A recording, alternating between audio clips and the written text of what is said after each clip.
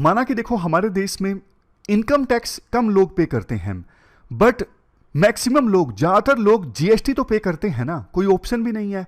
आपने mobile phone खरीदा, आपने घड़ी खरीदी, हर एक चीज पे सरकार हमसे टैक्स लेती है। और एक आम नागरिक क्या चाहता है कि उसके टैक्स का इस्तेमाल होना चाहिए, उसके टैक्स के पैसे का इस्तेमाल होना चाहिए देश की डेवलपमेंट के लिए, सड़कों के लिए, इंफ्रास्ट्रक्चर के लिए। लेकिन देखो, जब एक ब्यूरोक्रेट, जब कोई ऑफिसर जनता की गाड़ी कमाई, जनता की मेहनत की कमाई का इस्तेमाल करे अपने पर्सनल कंफर्ट के लिए, ऐशो आराम के लिए, तो ये कहां तक उचित है। बात देखो यूटी, चंडीगढ़ जो यूनियन टेरिटरी है, इसके ऑफिसर्स की है। इन्होंने ना चंडीगढ़ से दिल्ली ट्रैवल पर लाखों रुपए खर्च कर दिए।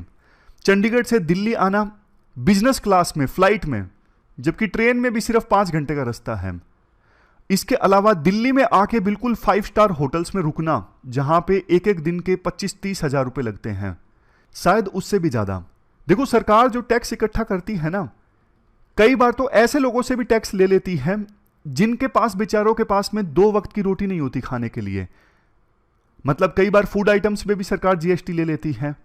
तो उनके पैसे का इस्तेमाल जब होता है ब्यूरोक्रेट्स के ऐशो आराम के लिए, ये तो बिल्कुल एथिकल नहीं है। अब जाके यूटी के जो एडमिनिस्ट्रेटर हैं बनवारी लाल पुरोहित, इन्होंने मना कर दिया है कि कोई भी ब्यूरोक्रेट प्लेन से नहीं जाएगा चंडीगढ़ से दिल्ली, ट्रेन में जाएगा, हरियाणा भवन, पंजाब भवन, यहां पे रुकेगा, होटल में नहीं रुकेगा। क्या क्या एथिकल इश्यूज हैं? पब्लिक फंड्स का मिसयूज, पर्सनल कंफर्ट की प्रेफरेंस बजाय इसके कि पैसों का इस्तेमाल होना टैक्स पेयर्स के, जनता के हित के लिए।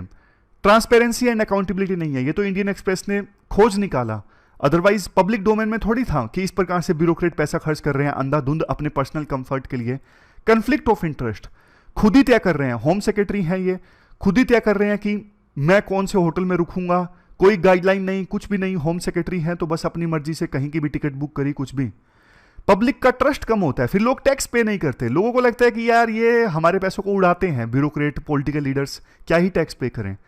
ये तो प्रोफेशनल एथिक्स का भी वायलेशन है। और सबसे लास्ट में, दूसरे जो जूनियर रैंक के अधिकारी हैं ना, उसके लिए क्या प्रेसिडेंट सेट किया जा रहा है कि आप भी ऐसे ही पैसों को उड़ाइए, हम भी उड़ाते हैं, कल को आप हमारी पोस्ट पे आए तो आप भी बस पैसे उड़ाइए जनता के। क्या ये प्रेसिडेंट सेट किया जा रहा है सीनियर ऑफिसर्स के द्वारा? तो ये सारे एथिकल इश्यूज हैं। डेट है आज की 10 अगस्त 2023। आज काफी सारे इंपॉर्टेंट इश्यूज हम डिस्कस करेंगे। हिंदू में तो सिर्फ एक इशू है डिस्कस करने लायक, वो भी इतना इंपॉर्टेंट नहीं है। लेकिन डेटा प्रोटेक्शन बिल, जिसके आर्टिकल्स काफी बार आए, लेकिन हमने सोचा कि जब पूरा बिल पास हो जाएगा तब हम ये इशू डिस्कस करेंगे। अब पार्लियामेंट से पास हो चुका है तो डिजिटल डेटा प्रोटेक्शन बिल वाला आर्टिकल हम डिस्कस करेंगे। कम्युनल वायलेंस से क्या नुकसान होता है देश को, ये डिस्कस करेंगे, क्यों कम्युनल वायलेंस फैलता है। फिर एक आर्टिकल हम डिस्कस करेंगे केरला का जो नया नाम है क्या है। आर्टिकल में आप जानोगे केरला का नया नाम क्या है और क्यों है, क्या ये सही है नाम चेंज करना सिटीज के। चलिए डिस्कशन स्टार्ट करते हैं। डिस्कशन का first important article digital personal data protection bill 2023 से संबंधित है। पार्लियामेंट से अब यह बिल पास हो चुका है। आप जीएस पेपर 2 से इस आर्टिकल को, इस बिल को रिलेट कर सकते हो। देखो, बिल्कुल बेसिक से हम शुरुआत करते हैं। बिल में बोला जाता है, ये बिल जो है पर्सनल डेटा को प्रोटेक्ट करने के लिए है, पर्सनल डेटा की प्राइवेसी को प्रोटेक्ट करने के लिए है। तो जैसा मैंने आपको बोला, बिल्कुल बेसिक से शुरुआत करते हैं। पर्सनल डेटा का क्या मतलब है? पर्सनल डेटा मतलब ऐसा डेटा जिसकी सहायता से किसी इंडिविजुअल को आइडेंटिफाई किया जा सके, उसको पहचाना जा सके। जैसे महेश है, महेश का नाम, महेश कहाँ पे रहता है, महेश का मोबाइल नंबर, महेश की ईमेल आईडी, महेश का जेंडर, मतलब हर एक वो चीज़ जिसकी सहायता से इंडिविजुअल को डायरेक्टली आइडेंटिफाई किया जा सके, वो है पर्सनल डेटा। किन किन पर एप्लीकेबल होता है ये बिल जो है? वो लोग जो देखो पर्सनल डेटा की ना प्रोसेसिंग करते हैं। आप पूछोगे सर ये प्रोसेसिंग क्या होता है? प्रोसेसिंग मतलब पर्सनल डेटा को कलेक्ट करना, पर्सनल डेटा को यूज़ करना, पर्सनल डेटा को शेयर करना, पर्सनल डेटा को स्टोर करना, पर्सनल डेटा को डिलीट करना, ये सारी चीज़ें प्रोसेसिंग में आती हैं। अब समझ गए पॉइंट? पर्सनल डेटा को मतलब आपको पता लग गया, पर्सनल डेटा की प्रोसेसिंग का मतलब आपको पता लग गया। तो ये जो बिल है ना, एप्लीकेबल है वो सारे लोग जो पर्सनल डेटा की प्रोसेसिंग करते हैं, चाहे ऑनलाइन में, जैसे आप अमेजोन और फ्लिपकार्ट पर कोई प्रोडक्ट परचेज करते हो, आपका सारा पर्सनल डेटा चला जाता है उनके पास। तो ये हुई online processing of personal data. दूसरा, offline processing of personal data. जैसे महेश मान लीजिए हॉस्पिटल में गया, अब वहां पे तो डॉक्टर ने ना पेपर पे इंफॉर्मेशन ले ली महेश की, महेश का नाम क्या है, फ़ोन नंबर, सब, लेकिन बाद में हॉस्पिटल के स्टाफ ने ना उस इंफॉर्मेशन को डिजिटाइज कर दिया, यानी बाद में कंप्यूटर में अपलोड कर दिया टाइप करके। तो ऐसे लोगों पर भी एप्लीकेबल है ये बिल। इसके साथ साथ महेश मान लीजिए यूएसए की किसी वेबसाइट से कोई चीज़ परचेज करता है, यानी वो वेबसाइट जो इंडिया के लोगों को प्रोडक्ट ऑफर करती है और इंडिया के लोगों की जो पर्सनल इंफॉर्मेशन है, पर्सनल डेटा है, उसकी प्रोसेसिंग करती है, उन लोगों के लिए भी एप्लीकेबल है ये बिल। तो मेरे क्वेश्चन का आंसर दीजिए, किन किन लोगों के लिए एप्लीकेबल है? वो लोग जो ऑनलाइन पर्सनल डेटा की प्रोसेसिंग करते हैं, जैसे अमेजन, फ्लिपकार्ट। वो लोग जो ऑफलाइन डेटा ले लेते हैं, पर्सनल डेटा, लेकिन बाद में उसे डिजिटाइज कर लेते हैं, जैसे हॉस्पिटल वाले। तीसरे नंबर पे विदेशों में बैठे लोग जो इंडिया के लोगों का पर्सनल डेटा लेते हैं और प्रोसेसिंग करते हैं, सबके लिए ये बिल जो है वो एप्लीकेबल है। अब आइए दूसरे पॉइंट पर, consent for personal data processing. Bill में साफ तौर पे बोला गया है कि कोई भी कंपनी जब आपके पर्सनल डेटा की प्रोसेसिंग करेगी ना, प्रोसेसिंग में वो सारी चीज़ें, पर्सनल डेटा को कलेक्ट करना, स्टोर करना, यूज़ करना, डिलीट करना, तो कोई भी कंपनी पर्सनल डेटा की प्रोसेसिंग करेगी ना, उससे पहले कंसेंट लेगी आपका। जैसे आप कई बार एप्लीकेशन डाउनलोड करते हो तो उससे पहले आपसे पूछा जाता है कि आपका डेटा यूज़ किया जाएगा, क्या आप कंसेंट देते हो? आप जब इस प्रकार से टिक मार्क लगाते हो, क्लिक करते हो, उसके बाद ही फिर एप्लीकेशन डाउनलोड हो पाती है, अदरवाइज नहीं हो पाती है। तो कंपनीज को ना आपकी कंसेंट ऑब्टेन करना जरूरी है पर्सनल डेटा प्रोसेस करने से पहले। और देखो कुछ एग्जम्पशंस भी हैं। एग्जम्पशंस जैसे कि एम्प्लॉयर एम्प्लॉय रिलेशनशिप है। महेश ने कहीं पे काम ज्वाइन किया, तो महेश का जो एम्प्लॉयर है वो महेश की पर्सनल इंफॉर्मेशन को प्रोसेस कर सकता है सैलरी देने के लिए, दूसरी चीज़ों के लिए, बिना बार बार महेश की कंसेंट लिए। और जैसे देखो मेडिकल इमरजेंसी है, अब मुन्ना भाई एमबीबीएस वाला डायलॉग है ना, इमरजेंसी की हालत में फॉर्म भरना जरूरी है क्या? आंसर है नो। मतलब कि मेडिकल इमरजेंसी के दौरान कंसेंट लेना जरूरी नहीं है कि हाँ पर्सनल डेटा यूज़ कर लें, क्या बंदा बीमार है, बेड पे है। इसके अलावा गवर्नमेंट है, जैसे गवर्नमेंट को बेनिफिशरीज को स्कीम का लाभ देना है, मान लीजिए गरीब लोगों को, तो सरकार को भी कंसेंट लेने की आवश्यकता नहीं है। ये कुछ एग्जम्पशंस की हमने बात की कि कहां कहां पर कंसेंट लेने की आवश्यकता नहीं है। अब आइए नेक्स्ट पॉइंट पर। देखो वो लोग जिनका पर्सनल डेटा प्रोसेस किया जा रहा है, जैसे इस केस में महेश का पर्सनल डेटा प्रोसेस किया गया, वो कहलाते हैं डेटा प्रिंसिपल। ध्यान से सुनिएगा, वो कहलाते हैं डेटा प्रिंसिपल, जिनका पर्सनल डेटा प्रोसेस होता है, कलेक्ट किया जाता है। और वो लोग जो पर्सनल डेटा की प्रोसेसिंग करते हैं, जैसे अमेजोन जैसी कंपनीज, वो कहलाते हैं इस बिल के अनुसार डेटा फिड्यूसरी। डेटा फिड्यूसरी, दोनों को क्या रोल होगा, डेटा प्रिंसिपल का, डेटा फिड्यूसरी का, सब बताया गया है इस बिल में। पहले हम बात करते हैं डेटा प्रिंसिपल की, यानी महेश जैसे लोगों की, कि उनसे क्या एक्सपेक्ट किया गया है इस बिल में। सबसे पहली चीज, डेटा प्रिंसिपल के पास में ना ये अधिकार है, पूछे कंपनी से कि आप बताइए कैसे आप प्रोसेस करोगे मेरी पर्सनल इंफॉर्मेशन को। दूसरे नंबर पे डेटा प्रिंसिपल यानी महेश को लगता है कि मेरी इंफॉर्मेशन जब कलेक्ट की गई है उसमें कुछ गलती है, तो महेश यानी डेटा प्रिंसिपल वो गलती ठीक करवा सकता है।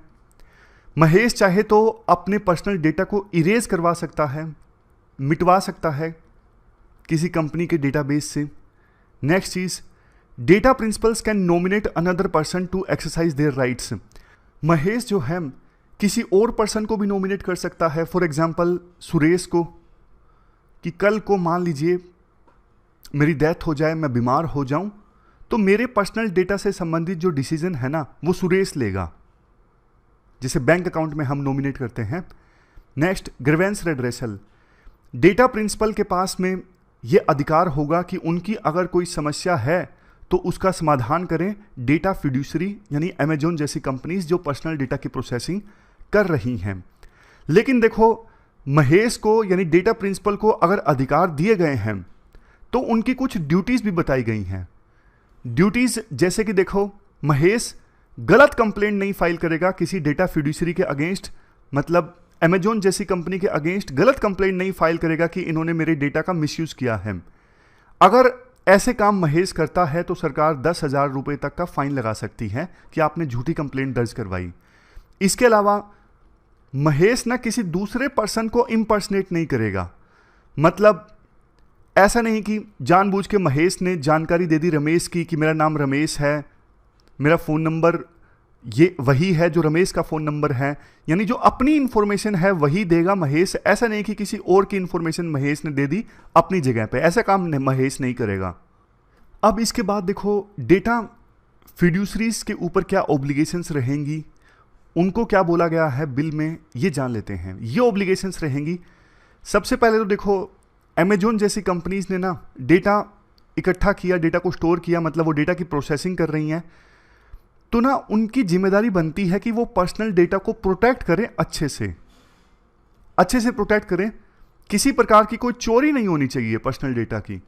अगर मान लीजिए चोरी हो भी जाती है, अमेजोन जैसी कंपनीज ने यानी डेटा फिड्यूसरीज ने पर्सनल डेटा की प्रोसेसिंग की, लेकिन पर्सनल डेटा किसी ने चुरा लिया, हैकिंग कर ली, तो उसी समय ये डेटा फिड्यूसरीज यानी अमेजोन जैसी कंपनीज तुरंत की तुरंत बताएंगी, एक तो अफेक्टेड पर्सन्स को। मान लीजिए महेश का पर्सनल डेटा इकट्ठा किया गया था, डेटा चोरी हो गया, तो अमेजोन महेश को तुरंत बताएगी कि भैया आपका डेटा चोरी हो गया। इसके अलावा गवर्नमेंट के द्वारा एक जो डेटा प्रोटेक्शन बोर्ड इस्टेब्लिश किया जाएगा ना, उस बोर्ड को भी बताना पड़ेगा डेटा फिड्यूसरीज को कि डेटा ब्रीच हुआ है, डेटा चोरी हुआ है। नेक्स्ट पॉइंट, एक ऑब्लिगेशन ये भी है कि जब देखो यूज पूरा हो जाता है ना, मान लीजिए महेश का पर्सनल डेटा का यूज खत्म हो गया अब, तो अमेजोन जो है यानी डेटा फिड्यूसरी जो है वो तुरंत पर्सनल डेटा को फिर डिलीट कर देगी अगर यूज खत्म हो गया है तो। अब आते हैं नेक्स्ट पॉइंट पे। देखो कुछ डेटा फिड्यूसरीज को सरकार बोल सकती है कि आप सिग्निफिकेंट डेटा फिड्यूसरी हो, समझ गए। कुछ ऐसी कंपनीज जो बड़ी वॉल्यूम्स में, मतलब ज़्यादा ही पर्सनल डेटा की प्रोसेसिंग कर रहे हैं बड़े स्केल पे, और जिस पर्सनल डेटा की प्रोसेसिंग कंपनीज कर रही हैं वो बहुत ज़्यादा सेंसिटिव है, और डेटा प्रिंसिपल्स यानी महेश जैसे लोगों के राइट्स खतरे में आ सकते हैं। इस प्रकार से प्रोसेसिंग चल रही है, स्टेट की सिक्योरिटी खतरे में आ सकती है, पब्लिक ऑर्डर डिस्ट्रॉय हो सकता है, अशांति फैल सकती है। इस प्रकार से डेटा प्रोसेसिंग की जा रही है उन डेटा फिड्यूसरीज के द्वारा, फॉर एग्जांपल फेसबुक या ट्विटर के द्वारा। तो ना ऐसे डेटा फिड्यूसरीज को सरकार लेबल लगा सकती है कि भैया आप आम डेटा फिड्यूसरी नहीं हो, आप सिग्निफिकेंट डेटा फिड्यूसरी हो, बड़े डेटा फिड्यूसरी हो आप। तो इसलिए आपकी ना कुछ एक्स्ट्रा जिम्मेदारियां हैं। एक्स्ट्रा जिम्मेदारियां जैसे आपको डेटा प्रोटेक्शन ऑफिसर अपॉइंट करना होगा अपनी तरफ से एक, ताकि वो डेटा को प्रोटेक्ट कर सके। इसके अलावा आपको इम्पैक्ट असेसमेंट करना होगा कि कल को कमी रह गई, पर्सनल डेटा आपकी तरफ से चोरी हो गया तो क्या इम्पैक्ट पड़ेगा। ऑडिट भी आप करवाओगे, यानी ऑडिट को कंप्लाई करोगे। तो ये एक्स्ट्रा जिम्मेदारियां सरकार ने लगाई हैं बिल के अनुसार सिग्निफिकेंट डेटा फिड्यूसरीज की, यानी बड़े डेटा फिड्यूसरी जो बड़े लेवल पे पर्सनल डेटा की प्रोसेसिंग करते हैं। लेकिन ना कुछ एग्जम्पशंस दी हैं सरकार ने।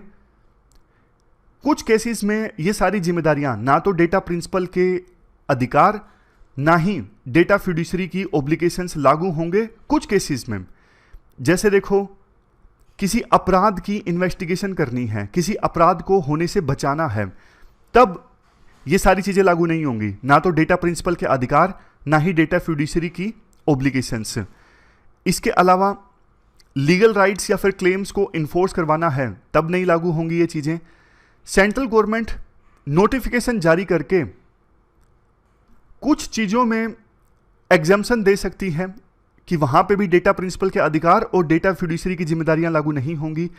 जैसे मान लीजिए कोई सिक्योरिटी एजेंसी है, आईबी है, इंटेलिजेंस ब्यूरो है, वो कोई ऑपरेशन चलाती है स्टेट के इंटरेस्ट में, स्टेट की सिक्योरिटी को प्रोटेक्ट करने के लिए, वहाँ पे ये सब चीज़ें लागू नहीं होंगे।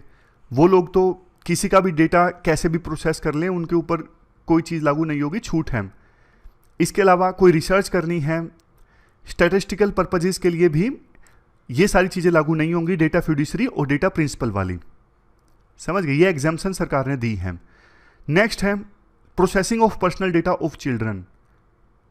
बिल में साफ तौर पे बोला गया है कि देखो, बच्चों का इस प्रकार का कोई भी डेटा प्रोसेस नहीं किया जाएगा डेटा फिड्यूसरीज के द्वारा, यानी अमेजन जैसी कंपनीज के द्वारा, जिससे बच्चों की वेलबींग को नुकसान पहुंचे, उनको ट्रैक किया जा सके, उनके बिहेवियर को मॉनिटर किया जा सके, उनको टारगेट करते हुए एडवर्टाइजमेंट की जा सके।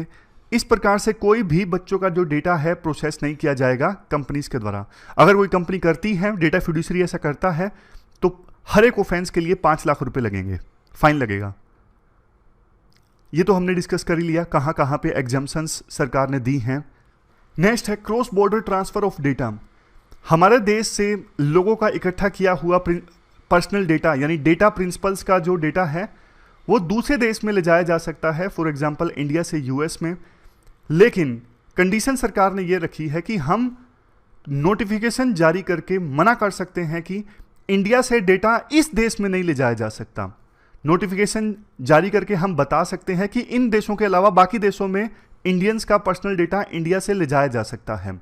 सरकार जैसे चाइना वगैरह देशों को बोल देगी कि इन देशों में इंडिया का पर्सनल डेटा नहीं ले जाया जा सकता। बाद में लास्ट पॉइंट ये है, डेटा प्रोटेक्शन बोर्ड इस्टेब्लिश किया जाएगा, जिसमें सदस्यों को 2 साल के लिए अपॉइंट किया जाएगा और उनका रीअपॉइंटमेंट भी हो सकता है। डेटा प्रोटेक्शन बोर्ड का काम क्या होगा, ये देखना कि बिल के प्रोविजंस को ठीक से इंप्लीमेंट किया जा रहा है, नहीं किया जा रहा। अगर डेटा चोरी होता है तो उस मामले में डेटा फिड्यूसरी को डायरेक्शंस देना, ऑर्डर देना कि भैया ये कीजिए जल्दी से। इसके अलावा डेटा प्रिंसिपल की, फॉर एग्जांपल महेश की कोई शिकायत है किसी कंपनी के अगेंस्ट कि उसका डेटा मिसयूज हुआ है, तो शिकायत कर सकता है महेश डेटा प्रोटेक्शन बोर्ड को। तो इस प्रकार से हमने सारे के सारे प्रोविजंस डिस्कस कर लिए। अब देखो कुछ कंसर्न्स हैं, उनकी बात करते हैं बिल के प्रोविजंस को लेके। सबसे पहले सरकार ने देखो अपने आप को तो इतना सारा एग्जाम्पशन दे दिया। सरकार ने बोल दिया कि जो स्टेट एंटिटीज हैं वो तो देखो पर्सनल डेटा को प्रोसेस कर सकती हैं, किसी भी प्रकार से कोई अधिकार लागू नहीं होंगे डेटा प्रिंसिपल्स के, कुछ भी नहीं है, वो मर्जी चाहे कुछ भी कर सकते हैं। राइटर कहते हैं स्टेट सिक्योरिटी के नाम पे कंप्लीट एग्जम्पशन दे दिया गया है स्टेट को, मतलब डेटा फिड्यूसरी के लिए चीजें लागू होंगी प्राइवेट कंपनीज के लिए, लेकिन सरकार चाहे कुछ भी करे नेशनल सिक्योरिटी के नाम पे, तो फिर यहां पे तो फिर जो राइट टू प्राइवेसी है वो वायलेट हो जाएगा। सरकार ने अपने आप को तो एक प्रकार से एग्जम्पशन ही दे दिया, सारी चीजें तो प्राइवेट कंपनीज के लिए लागू हैं। नेक्स्ट है right to data portability and right to be forgotten. क्या मतलब है इसका, डेटा पोर्टेबिलिटी का? देखो मान लीजिए मैं ना ट्विटर यूज कर रहा हूं, 10 साल तक मैंने ट्विटर यूज किया, 10 साल में मैंने बहुत सारे जो पर्सनल पिक्चर्स हैं वो अपलोड की, बहुत सारी इंपॉर्टेंट इंफॉर्मेशन ट्विटर पर डाली। लेकिन 10 साल के बाद अब मैं चाहता हूं कि कोई और सोशल मीडिया का प्लेटफॉर्म मैं इस्तेमाल करूंगा, तो मेरे पास ना ये कंट्रोल होना चाहिए कि पिछले 10 साल का डेटा जो भी मैंने ट्विटर पर डाला है ना, वो मैं डाउनलोड कर लूं एक ही फाइल में, और वो फाइल फिर मैं अपलोड कर दूं किसी दूसरे सोशल मीडिया प्लेटफॉर्म पर, अब जिसको मैं यूज करना चाहता हूं, ताकि पिछले 10 साल का सारा डेटा दूसरे सोशल मीडिया प्लेटफॉर्म पे आ जाए जिसको मैं यूज करना चाहता हूं। ये है डेटा पोर्टेबिलिटी, मतलब आप डेटा को एक प्लेटफॉर्म से दूसरे प्लेटफॉर्म पर ट्रांसफर कर रहे हो आसानी से। नेक्स्ट है राइट टू बी फॉरगॉटन। ये राइट क्या कहता है, मान लीजिए ना महेश ने कोई अपराध कर दिया, मतलब आरोप लग गया महेश के ऊपर। अब इंटरनेट पर काफी सारी न्यूज आ गई कि महेश ने ये अपराध किया है, मतलब आरोप लगा है महेश के ऊपर। बाद में कोर्ट ने महेश को बाइज्जत बरी कर दिया, लेकिन वो जो न्यूज है ना महेश ने अपराध किया है शुरुआत में जो आई थी अलग अलग इंटरनेट प्लेटफॉर्म्स पे, वो न्यूज तो वहीं पे रहती हैं। कोई गूगल में सर्च करेगा तो शुरुआती जो न्यूज थी ना जब महेश पे आरोप लगा था वो तो सालों साल रहती है। बेशक कोर्ट ने बाद में महेश को बरी कर दिया, लेकिन पहले जो आरोप लगा था वो न्यूज तो मिटेगी नहीं। तो ये राइट टू फॉरगॉटन ये कहता है कि जिसकी भी न्यूज है ना वो इंटरनेट से हटवाना चाहता है तो वो हटवा के उसके पास ये अधिकार होना चाहिए। इन दोनों चीजों को ना बिल में स्थान नहीं दिया गया है, ना तो डेटा पोर्टेबिलिटी और दूसरा ना ही right to be forgotten. Next risk of harms. Bill ना ये रेगुलेट नहीं करता है कि पर्सनल डेटा की प्रोसेसिंग से क्या नुकसान हो सकता है, उस चीज को रेगुलेट नहीं किया गया है इस बिल में। और सबसे लास्ट में transfer of personal data outside India. मान लीजिए इंडिया से पर्सनल डेटा ले जाया गया बांग्लादेश। अब बांग्लादेश में तो देखो पर्सनल डेटा को सुरक्षा के लिए उतने इंतजाम नहीं है जितना इंडिया में है, लेकिन इस चीज़ पे भी ध्यान नहीं दिया गया है बिल में कि इंडिया से किसी दूसरे देश में पर्सनल डेटा ले जाया जा रहा है, वहां पे स्टैंडर्ड नहीं है पर्सनल डेटा को सुरक्षित रखने के लिए, तो इस केस में क्या। नेक्स्ट है डेटा प्रोटेक्शन बोर्ड। देखो डेटा प्रोटेक्शन बोर्ड के सदस्यों को सरकार के द्वारा अपॉइंट किया जाएगा, तो वो सरकार के कहने पर काम करेंगे, सरकार के खिलाफ तो कोई ऑर्डर पास करेंगे ही नहीं। और मेंबर्स की टर्म भी सिर्फ 2 साल की है, ज़्यादा की नहीं है, उनको रीअपॉइंट भी किया जा सकता है सरकार के द्वारा। तो ये बोर्ड तो जाहिर तौर पे इंडिपेंडेंट होकर काम नहीं करेगा, सरकार के इशारे पर काम करेगा, ये गलत है। बोर्ड इंडिपेंडेंट होना चाहिए था। तो कुल मिला के देखो ये पूरा बिल हमने डिस्कस किया, digital personal data protection bill, और अच्छे से आपको समझ में आया होगा। आप भी बताइए कोई कंसर्न है आपका इस बिल को लेके तो जरूर कमेंट बॉक्स में आप लिखिए। इसके बाद नेक्स्ट आर्टिकल केरला के नए नाम से संबंधित है। आप जीएस पेपर 2 से इस आर्टिकल को रिलेट कर सकते हो। कल यानी 9 अगस्त को ना केरला की स्टेट असेंबली ने ना एक रेजुलेशन पास कर दिया कि केरला को आगे से ना केरलम नाम से जाना जाए, केरलम, क्योंकि ना मलयालम लैंग्वेज में केरला को केरलम ही कहा जाता है। प्रोसीजर क्या है, देखो संविधान का आर्टिकल 3 जो है ना वो डील करता है फॉर्मेशन ऑफ स्टेट्स, स्टेट के एरिया में बदलाव करना है, बाउंड्री में बदलाव करना है, या फिर एग्जिस्टिंग स्टेट का नाम चेंज करना है, इन सब से डील करता है article number 3 of Indian constitution. तो इसमें अब सेंट्रल गवर्नमेंट को अमेंडमेंट करना होगा, 8वें शेड्यूल में भी चेंज करना होगा, मतलब काफ़ी सारी चीज़ें हैं जहां पे सेंट्रल गवर्नमेंट को नाम चेंज करवाना होगा केरला का। आगे से केरलम नाम से केरला को जाना जाएगा। केरला की विधानसभा में सीएम ने बोलते हुए कहा कि देखो बाकी सभी लैंग्वेजेस में केरला कहा जाता है, लेकिन केरला को मलयालम में केरलम ही कहा जाता है, तो इसलिए हम चाहते हैं कि हमारे राज्य को लोग मलयालम में जो नाम है ना केरलम, उसके नाम से ही जाने। देखो नाम चेंज करने की जो ये प्रथा है ना हमारे देश में काफ़ी ज़्यादा सुर्खियों में है। एक बार ये पूरा इशू हम डिटेल से जान लेते हैं। जो प्रोसीजर है स्टेट के नेम को चेंज करने का, उस प्रोसीजर को स्टार्ट किया जा सकता है या तो पार्लियामेंट से या फिर स्टेट लेजिस्लेचर से। अब देखो कैसे नाम चेंज हुए हैं ये हम जानते हैं आज़ादी के बाद। जैसे किंग्सवे दिल्ली में जो इम्पोर्टेंट प्लेस है जहां पे परेड होती है रिपब्लिक डे के मौके पर, पहले इसे किंग्सवे के नाम से जाना जाता था, राजा का रास्ता। आज़ादी के बाद इसे चेंज करके राजपथ रख दिया गया। क्वींसवे रानी का रास्ता एक जगह है, वहां पे उसका नाम बदल के जनपथ रख दिया गया।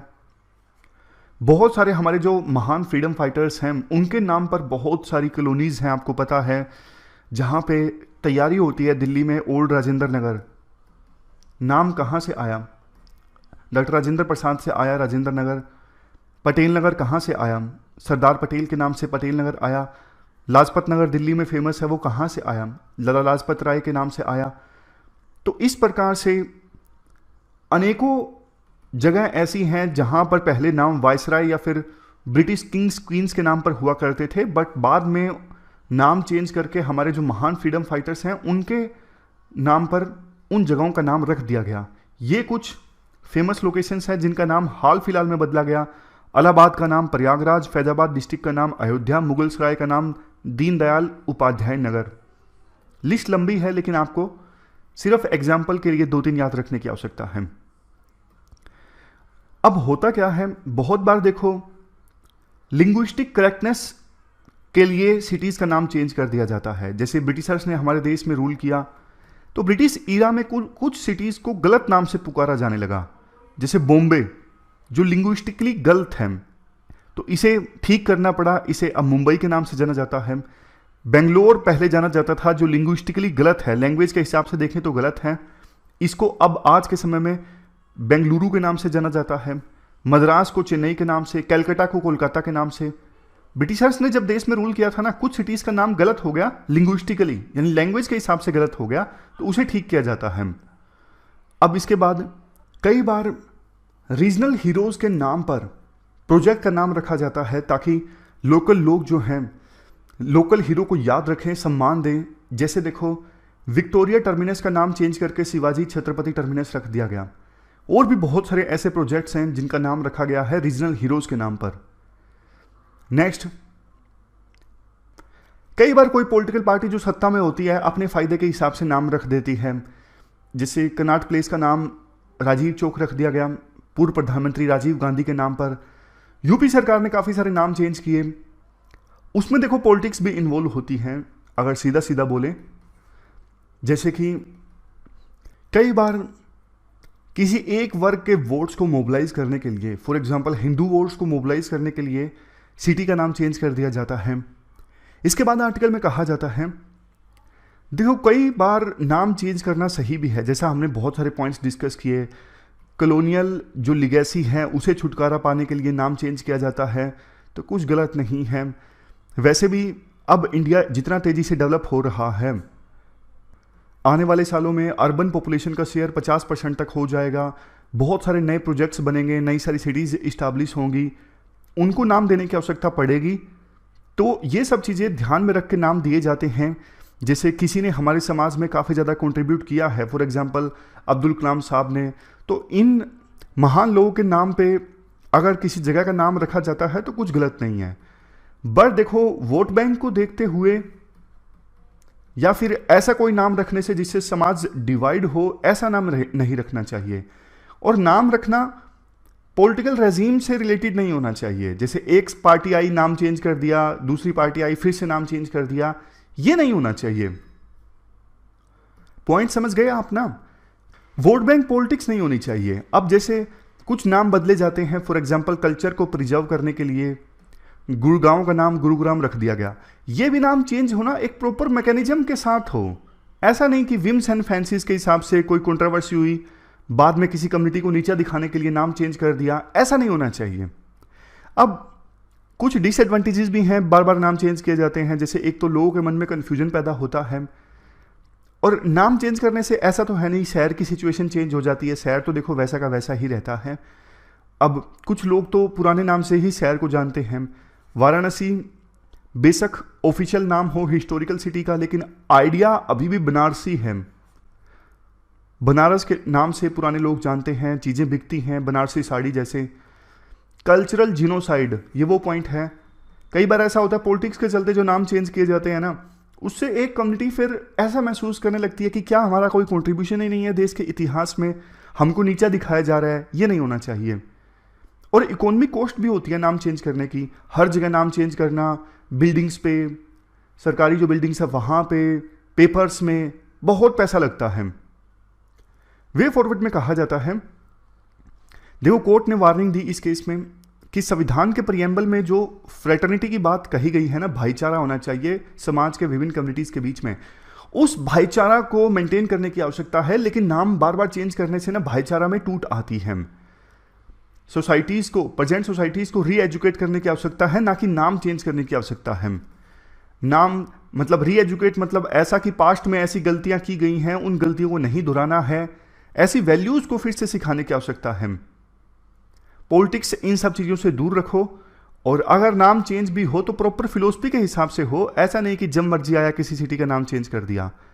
फॉरेन कंट्रीज से सीखना चाहिए। फॉरेन कंट्रीज में देखो नाम जैसे लोकल जगहों के नाम पे होते हैं, जैसे Amsterdam airport, Beijing airport, Dubai airport, ऐसे सिंपली नेचर के नाम पे होते हैं। जैसे कैलिफोर्निया साइड में आपने देखा होगा बहुत सारी जगहों का नाम ओक स्ट्रीट होता है, पेड़ों के नाम पे, नेचर के नाम पे। तो वैसा ही कुछ हम भी कर सकते हैं। और सबसे लास्ट में तो देखो नाम में कुछ नहीं पड़ा है इतना ज़्यादा, ग्रोथ पे प्रायोरिटी होनी चाहिए। सिटीज़ को कैसे डेवलप किया जाए, गरीबी को कैसे ख़त्म किया जाए, इन चीज़ों पे ज़्यादा फोकस होना चाहिए। तो ये पूरा आर्टिकल हमने डिस्कस किया नाम को चेंज करने की पॉलिटिक्स से संबंधित। चलते हैं आगे।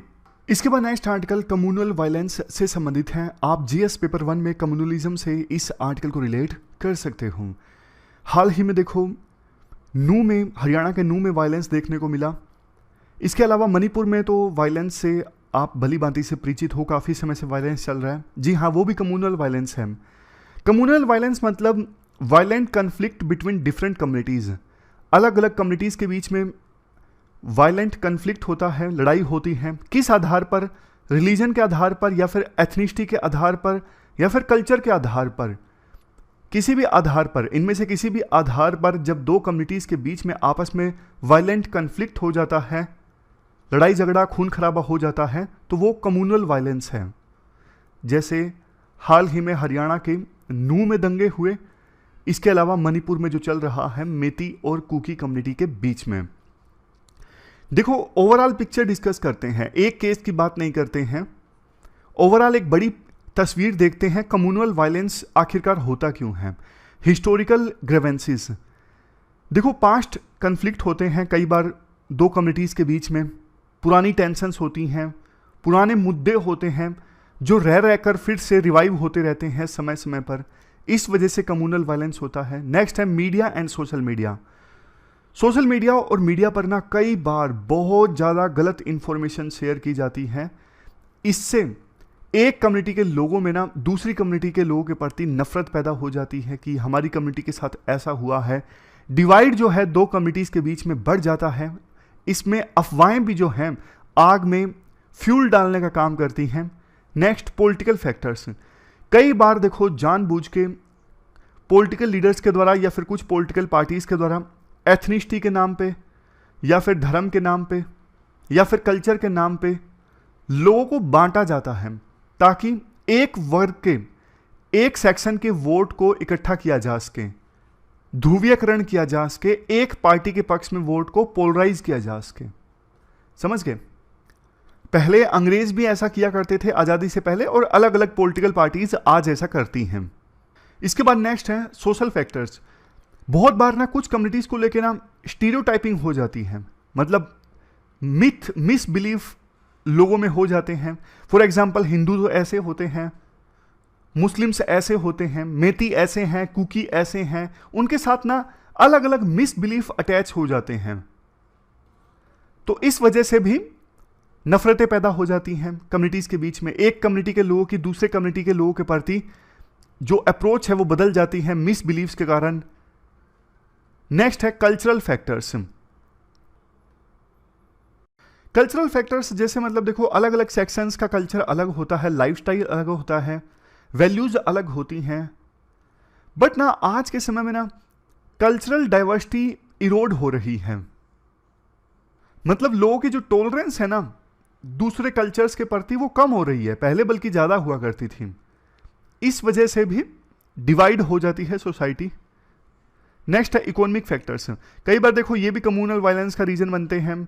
लगता है जैसे मणिपुर में देखिए, जो मैती कम्युनिटी है उनको लगता है कि हमें नुकसान हो रहा है, हमारे पास रिजर्वेशन नहीं है, और जो कुकी कम्युनिटी है उनको ये लगता है कि हमारे पास जॉब्स नहीं है, ज़्यादातर जॉब्स मैती कम्युनिटी के लोगों को मिली हुई हैं। यानी इकोनॉमिक फैक्टर्स, इसके कारण भी कम्युनल वायलेंस होता है जब एक कम्युनिटी को लगता है कि हमें हमारा हक नहीं मिल रहा है। नेक्स्ट है lack of education and awareness. देखो, मिस इन्फॉर्मेशन नहीं होती, एजुकेशन नहीं होती, तो ऐसी सिचुएशन में कम्युनल वायलेंस की संभावना ज़्यादा होती है, क्योंकि लोगों को मैनिपुलेट करना आसान होता है। कोई जरूरी नहीं देखो हमेशा अनएजुकेटेड लोग ही कम्युनल वायलेंस में पार्टिसिपेट करते हैं, कई बार एजुकेटेड लोग भी करते हैं, लेकिन ज़्यादातर संभावना यही रहती है कि जो अनएजुकेटेड लोग हैं उनको मैनिपुलेट करना, उनको गलत इन्फॉर्मेशन दे के कन्विंस करवाना आसान रहता है।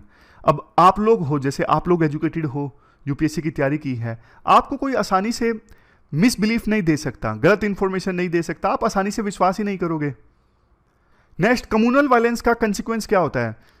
लोगों को देखो अपना घर बार छोड़ के भागना पड़ता है, जैसे गुड़गांव में माइग्रेशन देखने को मिल रहा है, मणिपुर में देखने को मिला। नेशनल इमेज खराब होती है, इंडिया की इमेज कितनी खराब होती है कि यार यहाँ तो दंगे होते हैं। अब जैसे हरियाणा के नूह में हिंसा हुई, दिल्ली से 50-60 किलोमीटर के डिस्टेंस पे है नूह, तो यार वर्ल्ड के अलग अलग देशों में क्या संदेश गया है कि इंडिया में तो कैपिटल से इतनी किलोमीटर की दूरी पर इतने भयंकर दंगे हुए जिसमें 6-7 लोगों की जान चली गई।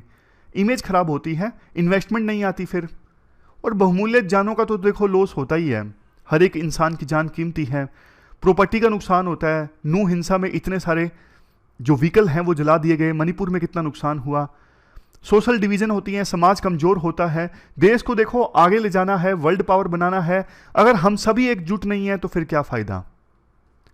तो सारी एनर्जी तो सरकार की लोगों को एकजुट करने में लगी रहेगी, हिंसा को कंट्रोल करने में लगी रहेगी। कब तो हम रिसर्च पे ध्यान देंगे, कब हम देश को आगे ले जाने पर ध्यान देंगे, स्टार्टअप्स पे ध्यान देंगे, तो नेक्स्ट पॉइंट इकोनॉमिक इंपैक्ट से संबंधित है। इन्वेस्टमेंट नहीं आएगी तो जाहिर तौर पर नुकसान होगा। साइकोलॉजिकल ट्रामा, जो देखो दंगों से गुजरते हैं उन पर बहुत गहरा इंपैक्ट पड़ता है। पॉलिटिकल इंप्लीकेशंस भी हैं, डेमोक्रेसी कमजोर होती है। सिक्योरिटी पे इंपैक्ट पड़ता है, नेशनल सिक्योरिटी पे, रीजनल सिक्योरिटी पे, इंटरनेशनल सिक्योरिटी पे। एक्सटर्नल एक्टर्स इन्वॉल्व हो जाते हैं, जैसे चाइना इन्वॉल्व हो गया मणिपुर में। अलग अलग जो दूसरी फॉर्म ऑफ वायलेंस है उनसे लिंक होता है कम्युनल वायलेंस का, जैसे टेररिज्म, इंसर्जेंसी, ये सब चीज़ें आप मणिपुर में अभी देख रहे हो, आर्म्स प्लोरिफरेशन। कैसे हम कम्युनल वायलेंस को ख़त्म कर सकते हैं? पॉलिटिकल अकाउंटेबिलिटी, पॉलिटिकल लीडर्स को अकाउंटेबल बनाना होगा अगर वो कम्युनल वायलेंस फैलाते हैं तो। इंटर कम्युनिटी डायलॉग हो, अलग अलग कम्युनिटीज़ के बीच में बातचीत होनी चाहिए। लीगल फ्रेमवर्क हो ताकि अलग अलग कम्युनिटीज़ के इंटरेस्ट और राइट्स को प्रोटेक्ट किया जा सके। हेट स्पीच, हेट क्राइम्स को प्रिवेंशन करने के लिए लीगल फ्रेमवर्क होना चाहिए। इंस्टीट्यूशनल मैकेनिज्म को स्ट्रॉन्ग बनाया जाए, जैसे पॉलिटिकल इंस्टीट्यूशन जो है उनको रिफॉर्म किया जाए कम्युनल इश्यूज को एड्रेस करने के लिए। इंडिपेंडेंट बॉडीज़ को एम्पावर किया जाए। पीस के लिए एजुकेशन फैलाई जाए ताकि लोगों को मैनिपुलेट करना मुश्किल हो। अलग अलग कल्चर को प्रिजर्व करके रखा जाए।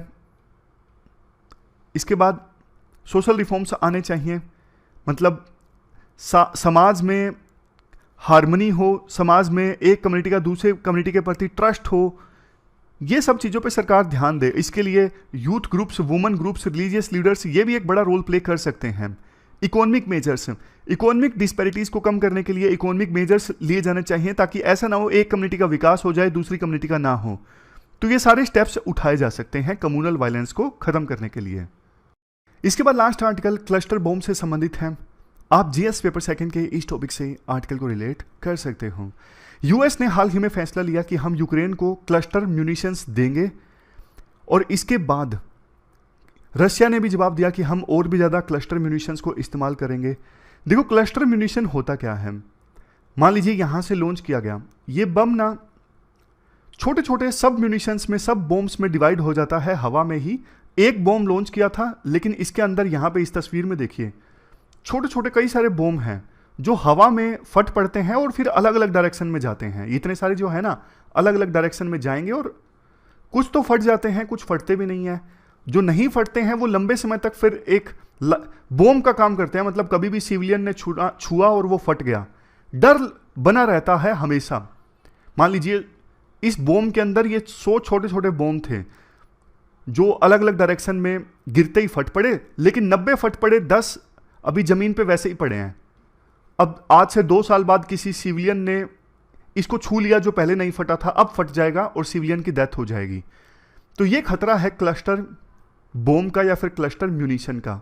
इनको देखो सेकेंड वर्ल्ड वॉर में इस्तेमाल किया गया। यूएसए ने अलग अलग अपने वार्स में इस्तेमाल किया है क्लस्टर बॉम्ब्स को, वियतनाम वार में, अफगान वार में, इराक वार में। अभी हाल ही में रशिया ने भी यूक्रेन के अगेंस्ट इसे इस्तेमाल किया है। लेकिन अब एकदम से तस्वीर बदल गई जब यूएस ने बोला कि हम ये बॉम्ब जो है यूक्रेन को भी देंगे ताकि यूक्रेन रशिया के खिलाफ अच्छे से लड़ाई लड़ सके।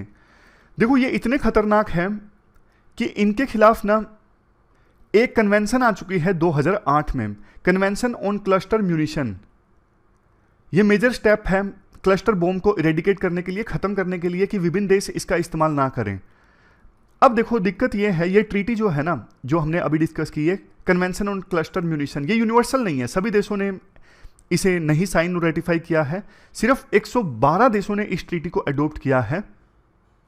लेकिन कुछ इंपॉर्टेंट कंट्रीज ने इस ट्रीटी को अडोप्ट नहीं किया है, जैसे US, Russia, China, Israel, India. इन्होंने इस कन्वेंशन को नहीं साइन किया है और यूक्रेन भी मेंबर नहीं है। तो राइटर क्वेश्चन उठाते हैं, क्या ये मान लें कि यूक्रेन, रशिया मेंबर नहीं है इसलिए वो क्लस्टर बॉम्ब का इस्तेमाल कर सकते हैं? आंसर है नो।